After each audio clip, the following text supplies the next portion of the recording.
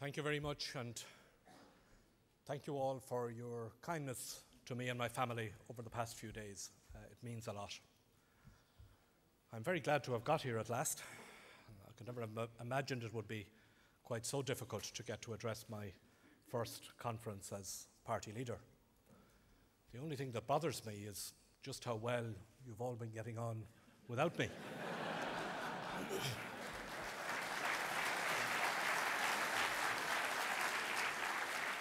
I want to thank you, Brendan, for your very warm introduction. It's great to be with you in Wexford, a place with a long and proud Labour tradition, which I know that you will continue, Brendan, for many years to come. I want to pay a personal tribute to my predecessor, Pat Rabbitte. Thank you, Pat, for 5 relentless years of work and for your principled leadership of our party over the past 5 years.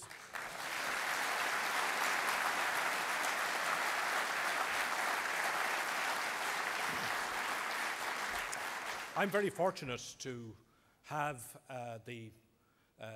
Pat's experience available to me, as well as that of Rory Quinn, as I set out to lead Labour into the future. It is a great honour to be the 10th leader of the Labour Party and to be able to welcome here tonight our 3 new deputies, elected to Dáil Éireann last May, Joanna Tuffy, Sean Sherlock and Ciarán Lynch.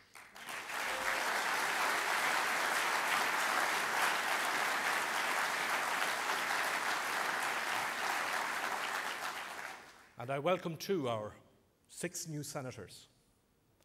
1/3 of Labour's Oireachtas members are new. They demonstrate how bright our future is. There may be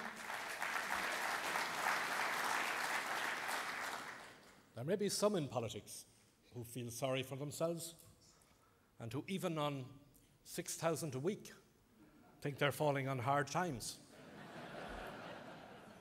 But not us, because we're gathered here tonight, members of the Labour Party, from every part of Ireland, different backgrounds, personal and political, each of us with our own story, but all of us with a common purpose. We're in the Labour Party in some cases because of a personal or local or workplace injustice which stirred us to action. For others, it was perhaps a family tradition in the Labour movement, and for more, simply a belief in a better and fairer society and a safer and peaceful world. A conviction that poverty can be ended, that the ideals of freedom, equality and solidarity can shape our new times just as surely as they inspired James Connolly and Jim Larkin in theirs. We are here because of what we believe. And belief, however much it is shared, is a very personal thing. Me? I believe that every person is equal. It's as simple as that. That's what makes me a Democrat. That's why I am a socialist and why I belong to a social democratic party.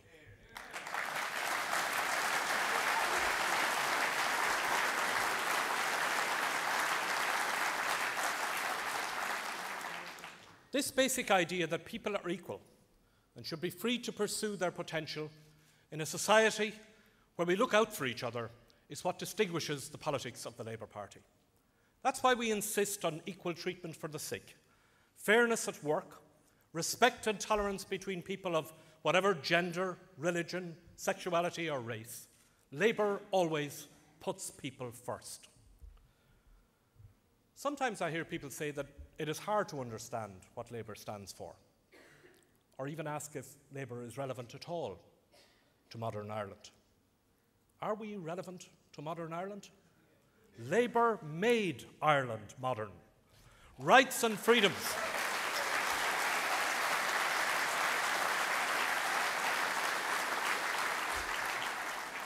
Rights and freedoms which we all now take for granted were won by the Labour Party and its allies, often in the face of bitter Conservative opposition, and many of those who now pontificate about Ireland's modernity were those who bitterly opposed each modernising step.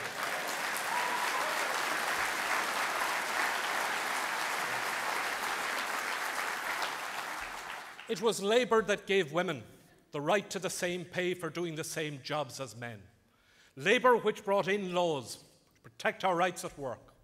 Labour which introduced the legislation on equality, on standards in public life and freedom of information.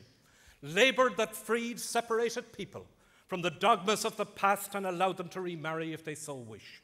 It was Labour that made it legal to buy a packet of condoms. And we are still modernising Ireland.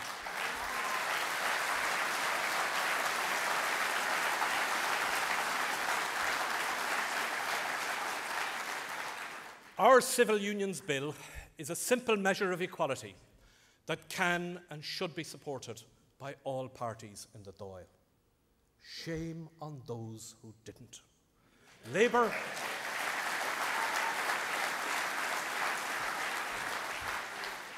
is proud of our achievements, but our proud past was possible only because those who have gone before us thought of and planned for the future.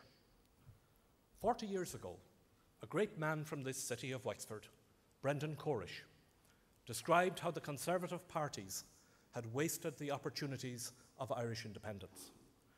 He called for the building of a new republic with a successful economy to which people would come for work rather than leave in desperation, and with modern liberal laws that would free people to live their own lives.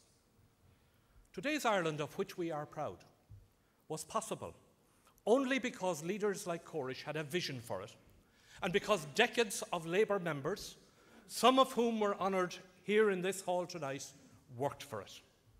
There was purpose to their politics. Today's new Ireland is an uncertain place. We have been economically successful beyond our greatest expectations.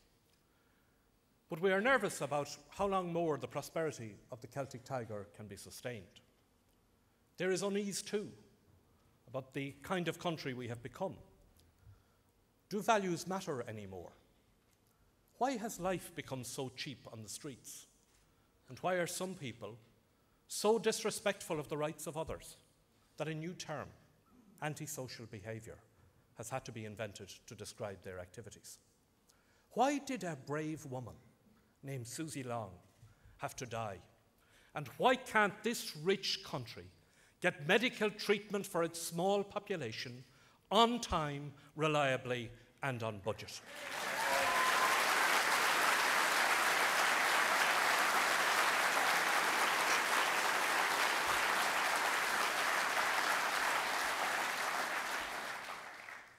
We don't think about it all the time, but climate change is catching up with us, and we have to wonder what the planet will be like for our grandchildren. We look forward, but there are some who are never done looking back. I see that the Minister for Education is getting more interested in history, and at taxpayers' expense, she has sent books about Eamon de Valera to every school in the country. Now, I grew up in a house and a family who respected de Valera, and I can tell the Minister a few things about history.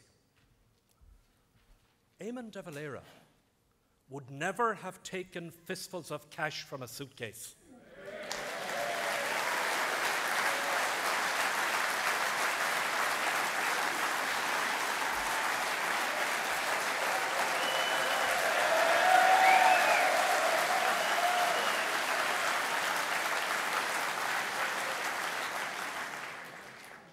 Sean Lamass, if he had the money they have now, would never have tolerated the inefficiency and waste in our